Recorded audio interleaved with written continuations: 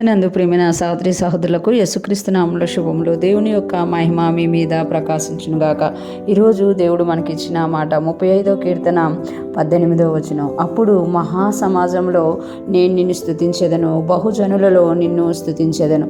అప్పుడు అంటే ఎప్పుడు అని మనం చూసుకుంటే 17వ వచనం చూడాలి. ప్రభువా, నీవెన్నాళ్ళు చూచుచూ ఊరుకుందువు, వారు నాశనం చేయకుండా నా ప్రాణము రక్షింపుము, నా ప్రాణమును సింహముల నోటి నుండి విడిపింపుము. ఈ కీర్తనకారుడు చాలా కష్టంలో నుండి వెళ్తూ అనేక మంది ఆయనకు విరోధంగా మాట్లాడుతున్నప్పుడు, అనేక మంది ఆయనకు విరోధంగా ఆలోచనలు చేస్తూ ఆయన్ని పడగొట్టాలని చూసినప్పుడు దేవునికి మొరపెట్టుకుంటూ అంటున్నారు కదా, ఎన్నాళ్ళు నువ్వు చూస్తూ ఊరుకుంటావు, ఎన్నాళ్ళు చూచుచూ ఊరుకుంటావు, నువ్వు నా పరిస్థితి అంతా చూస్తున్నావు కానీ నువ్వు స్పందిస్తలేవు, నువ్వు చెవుడు, వారు నాశనం చేయకుండా నా ప్రాణమును రక్షింపు. అంటే ఈ కీర్తనకారుని యొక్క ప్రాణమును వారు తీయాలని అనుకుంటున్నారట. నా ప్రాణమును రక్షింపుము, నా ప్రాణము సింహముల నోటు నుండి విడిపింపుము. నా ప్రాణం ఎక్కడుంది అని అంటే సింహముల నోటు దగ్గర ఉంది అని ఇక్కడ తెలియచేస్తూ, ఎప్పుడైతే నువ్వు నన్ను విడిపిస్తావో, ఎప్పుడైతే నువ్వు వారి చేతిలో పడకుండా నన్ను రక్షిస్తావో, అప్పుడు మహాసమాజంలో నేను నిన్ను స్తుతించేదను అని అంటున్నాడు.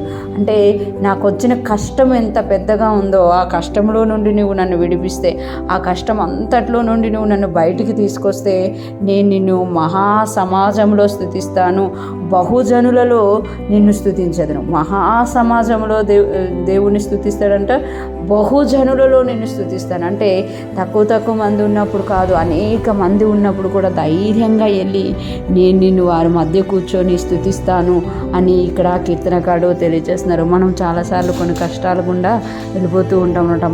మనకు కొన్ని ఇబ్బందులు గుండా వెళ్తాం, అవి మనల్ని ముంచేస్తాయేమో, మనల్ని చంపేస్తాయేమో అనుకుంటాం. మనం ఆ టైంలో మనం దేవుణ్ణి మొరపెట్టినప్పుడు, దేవుని సన్నిధిలో అడిగినప్పుడు దేవుడు మనల్ని విడిపిస్తారనమాట. విడిపించినప్పుడు మనం కూడా దేవుణ్ణి స్తుతిస్తాం, మహాసమాజంలో దేవుణ్ణి స్తుతిస్తాము. అంతేకాకుండా బహుజనులలో దేవుణ్ణి స్తుతిస్తాం. ఈరోజు ఫ్రెష్ మన వింటున్న ప్రతి ఒక్కరూ జ్ఞాపకం చేసుకోవాలి, మనం కూడా గత సంవత్సరం అంతా దేవుడు కాపాడి మనల్ని నూతన సంవత్సరంలో ప్రవేశింపజేసి నూతనమైన కృపని ఇచ్చి ఉంటుండగా మనము కూడా మహాసమాజముగా కూడి ఆయన స్తుతించాలి, బహుజనులలో ఆయన స్తుతించాలి.